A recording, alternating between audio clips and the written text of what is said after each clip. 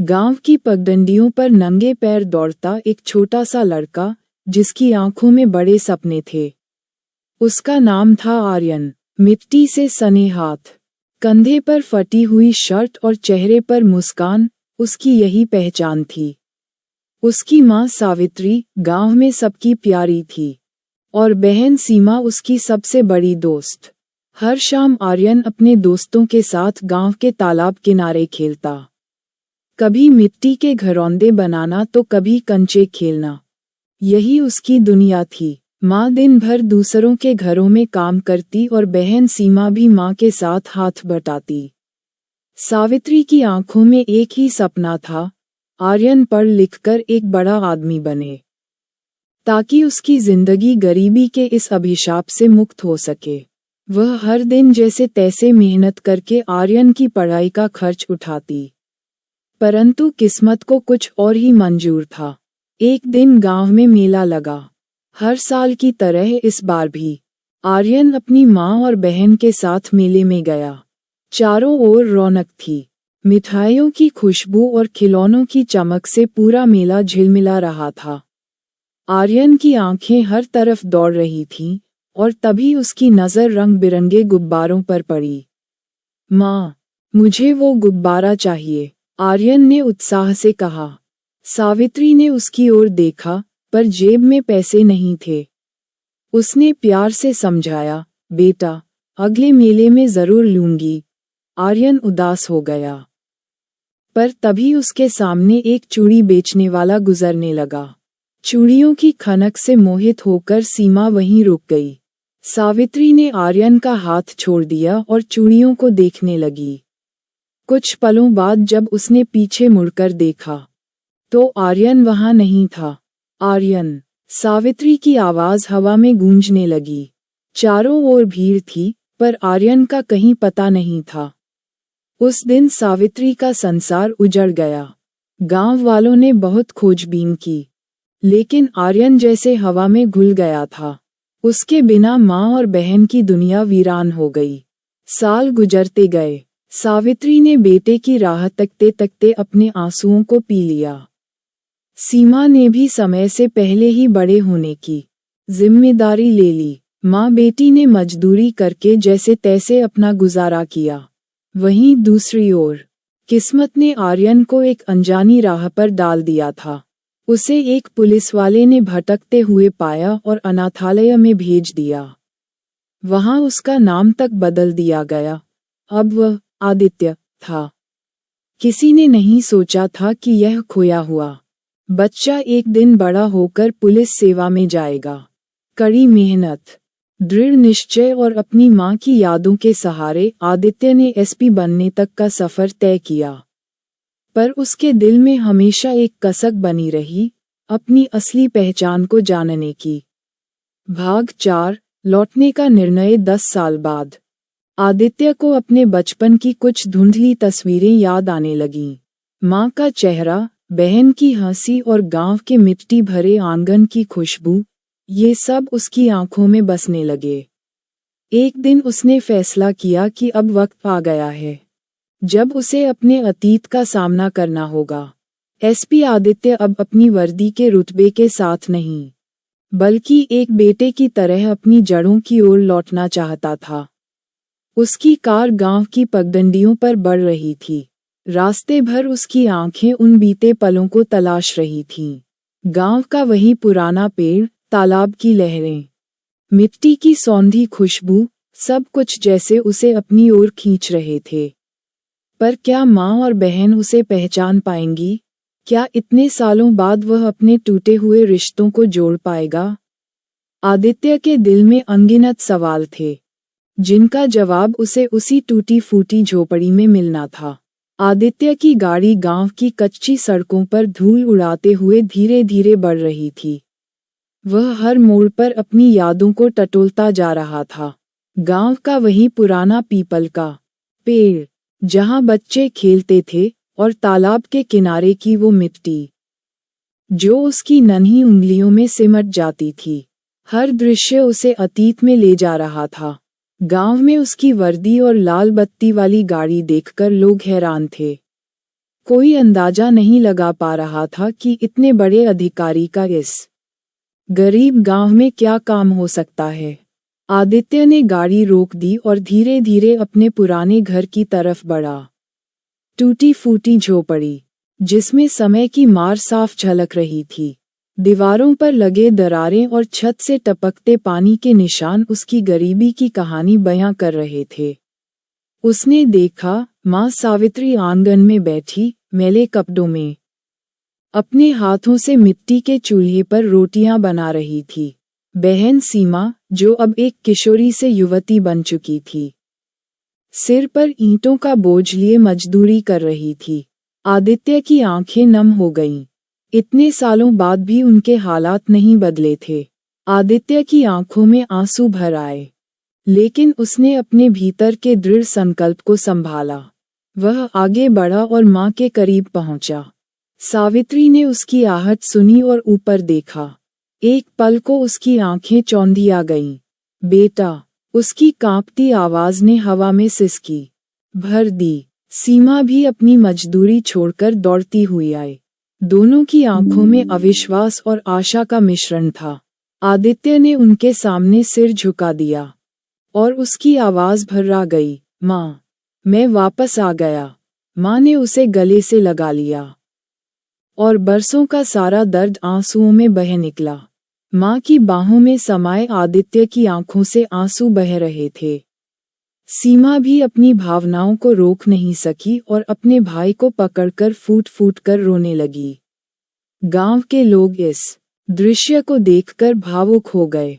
आदित्य ने अपनी माँ के कांपते हाथों को थामा और कहा, माँ, आज मैं जो भी हूँ, वो आपकी वजह से हूँ।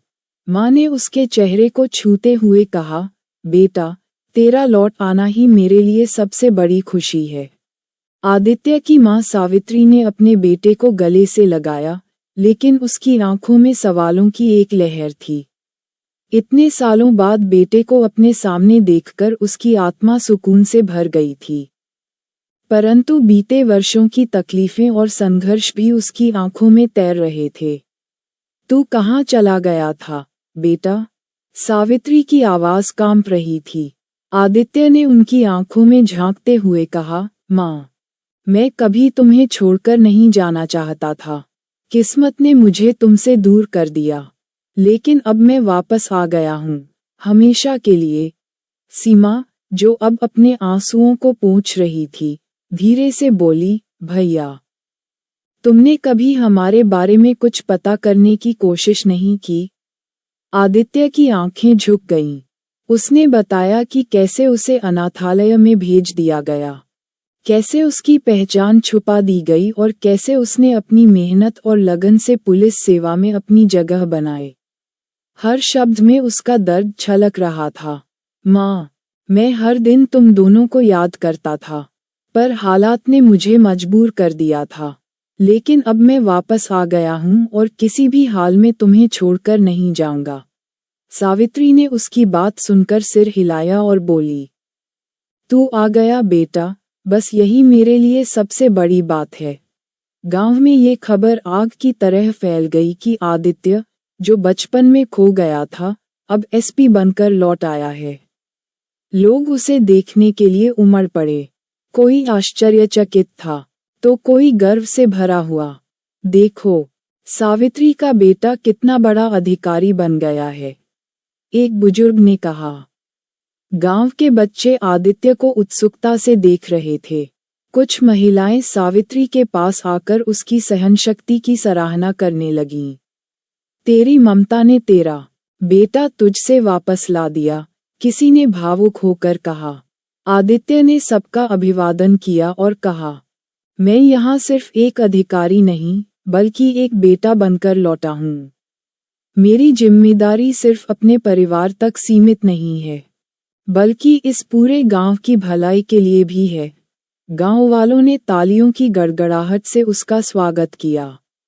आदित्य ने माँ और बहन से वादा किया कि अब वे कभी भी गरीबी और लाचारी में नहीं जिएंगे। उसने अपने गांव में एक स्कूल और एक छोटा अस्पताल बनाने की घोषणा की, ताकि गांव के बच्चों को अच्छी शिक्षा और स्वास्थ्य सुविधाएं मिल सकें। सावित्री की आंखों में गर्व और संतोष का भाव था। उसका बेटा न केवल उसका सहारा बना था, बल्कि अब पूरे गांव का रक्षक और मार्गदर्शक भी था। आदित्य ने मां के पैर छूकर आशीर्वाद लिया और अपनी बहन का हाथ थामते हुए कहा, अब कोई भी मजबूरी हमें अलग नहीं कर सकेगी। हम हमेशा साथ रहेंगे। आदित्य ने गांव में कुछ दिन बिताने का फैसला किया। उसकी वर्दी और ओहदा भले ही बड़े थे, लेकिन मां की ममता के सामने वह अब भी वही छोटा सा बच्चा था। हर सुबह वह मां के साथ आंगन में बैठकर चाय पीता और सीमा के साथ खेतों में टहलता। एक दिन मां ने उसकी पसंदीदा खिचड़ी बनाई, जो बचपन में उसका सबसे पसंदीदा खाना था। पहला कौर लेते ही उसकी आंखें नम हो गईं। मां, तुम्हारे हाथों का स्वाद आज भी वैसा ही है, आदित्य ने मुस्कुराते हुए कहा। सावित्री ने उसके सिर पर प्यार से हाथ फेरा और बोली, बेटा, चाहे कितने भी बड़े बन जाओ, मां की रसोई का स्वाद कभी नहीं बदलेगा। इस बीच आदित्य ने गांव में विकास कार्य शुरू करने का निर्णय लिया। सरकारी योजनाओं की मदद से उसने स्कूल, अस्पताल और पानी की सुविधा दिलाने की योजना बनाई। गांव में जल्द ही बदलाव दिखाई देने लगा। सीमा ने अपनी पढ़ाई फिर से शुरू कर दी और मां ने भी मजदूरी छोड़कर आराम करने का निर्णय लिया। आदित्य ने उनकी जिंदगी में न सिर्फ खुशी, बल्कि आत्मसम्मान भी लौटाया। एक शाम आदित्य मां के पैरों में बैठ गया और बोला, मां, अब मैं हमेशा तुम्हारे साथ रहूंगा। तुमने मेरे बिना जो दर्द सहा, मैं उसे कभी भूल नहीं सकता। सावित्री की आंखों में आंसू थे, लेकिन वह खुशी के आंसू थे। बेटा, तेरा लौट आना ही मेरी सबसे बड़ी खुशी है, उन्होंने कहा। आदित्य ने अपनी मां और बहन को गले लगाते हुए मन में संकल्प लिया कि वह अब कभी उन्हें अकेला नहीं छोड़ेगा।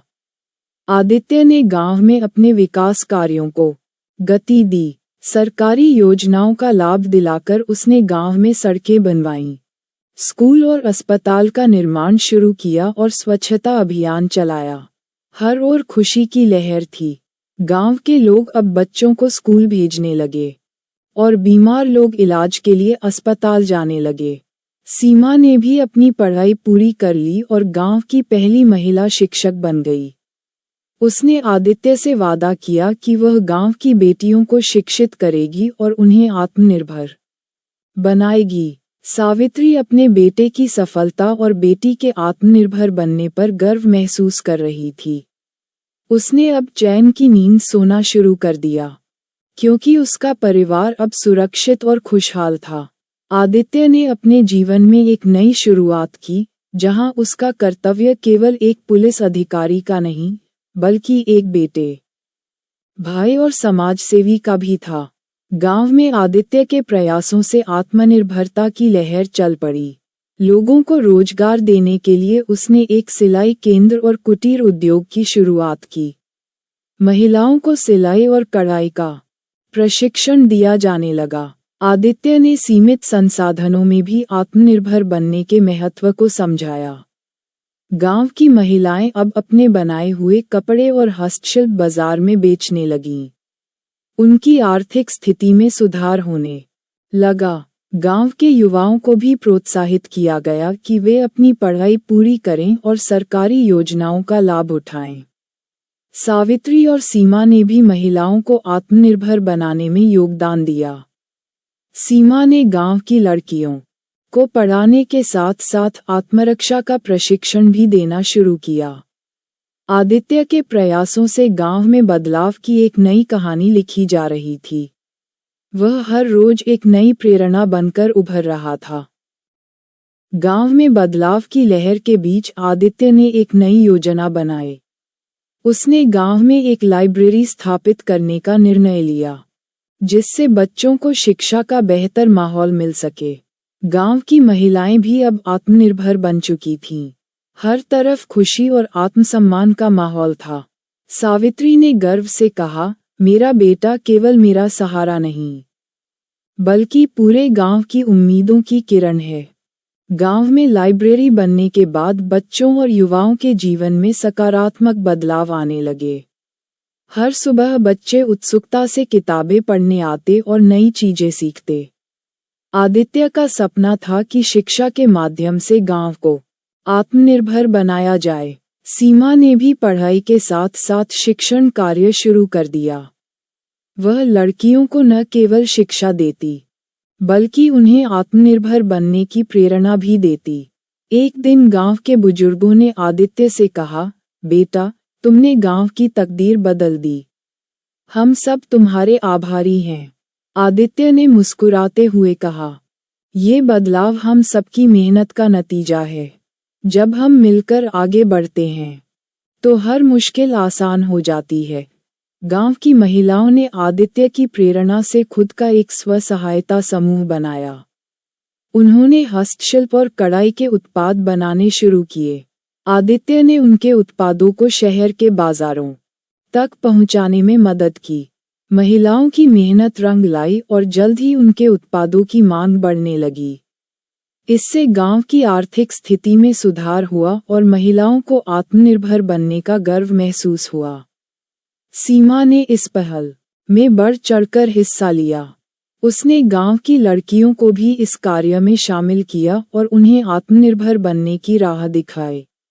आदित्य ने महसूस किया कि गांव के युवाओं को भी सही मार्गदर्शन की जरूरत है।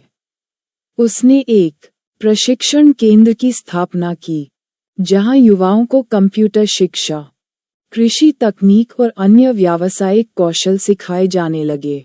हमें अपनी मिट्टी से जुड़कर आगे बढ़ना है, आदित्य ने युवाओं को संबोधित करते हुए कहा। गांव के युवा अब न केवल अपने गांव में रोजगार पा रहे थे, बल्कि कुछ ने अपने छोटे मोटे व्यवसाय भी शुरू कर दिए। आदित्य ने उनकी हर संभव सहायता की। गांव में पहली बार साक्षरता दिवस मनाया गया। बच्चों ने रंगारंग कार्यक्रम प्रस्तुत किए। महिलाओं ने अपने अनुभव साझा किए और युवाओं ने अपनी सफलता की कहानियां सुनाईं। सावित्री ने मंच पर खड़े होकर गर्व से कहा, आज मेरा बेटा न केवल मेरा सहारा है, बल्कि पूरे गांव का बेटा बन गया है। आदित्य की आंखों में नमी थी, लेकिन वह खुशी के आंसू थे। उसने मां के पैर छूकर आशीर्वाद लिया और मन ही मन संकल्प लिया कि वह इस परिवर्तन को कभी रुकने नहीं देगा। गांव में आदित्य के प्रयासों की चर्चा अब शहरों तक पहुंचने लगी थी। सरकारी अधिकारी और पत्रकार गांव के विकास की कहानी सुनने आए। आदित्य के नेतृत्व में गांव एक मिसाल बन चुका था। एक दिन जिले के कलेक्टर ने गांव का दौरा किया। उन्होंने आदित्य की सराहना करते हुए कहा, आपकी मेहनत ने साबित कर दिया कि सच्ची लगन और समर्पण से असंभव को भी संभव बनाया जा सकता है। आदित्य ने ये सम्मान अपनी मां और बहन को समर्पित किया। उसने कहा, मेरी मां और बहन ने हर कठिनाई में मेरा साथ दिया। उनके संघर्ष ने ही मुझे यह मुकाम दिया है। गांव में शिक्षा, स्वास्थ्य और रोजगार के क्षेत्र में जो बदलाव आए थे, वे अब दूसरे गांवों के लिए भी प्रेरणा बन चुके थे। आदित्य की कहानी सिर्फ एक गांव तक सीमित नहीं रही। उसकी मेहनत और गांव के लोगों की लगन ने पूरे जिले में प्रेरणा की लहर फैला दी। सावित्री अब संतोष के साथ अपने बेटे और बेटी को खुशहाल देख रही थी। सीमा भी अब एक सशक्त शिक्षिका बन चुकी थी, जो गांव की लड़कियों को आत्मनिर्भर बनने की शिक्षा देती थी। आदित्य ने मन ही मन सोचा, मेरी असली जीत यही है कि मैंने अपने परिवार को खुश और आत्मनिर्भर देखा। गांव में एक नई सुबह आई थी। बच्चों की हंसी, महिलाओं की आत्मनिर्भरता और युवाओं की आशाएं इस गांव की नई पहचान बन चुकी थीं। आदित्य ने अपने दिल में संकल्प लिया कि वह इस बदलाव को कभी थमने नहीं देगा। उसकी कहानी यह साबित करती है कि सच्ची मेहनत और लगन से हर मुश्किल को पार किया जा सकता है। वीडियो अच्छी लगी हो तो लाइक करें, शेयर करें और चैनल सब्सक्राइब करें। आपकी राय कमेंट में दें, जिससे हमें और अच्छे वीडियो बनाने का हौसला मिले। नई कहानी के साथ फिर मिलेंगे। जय हिंद, जय भारत।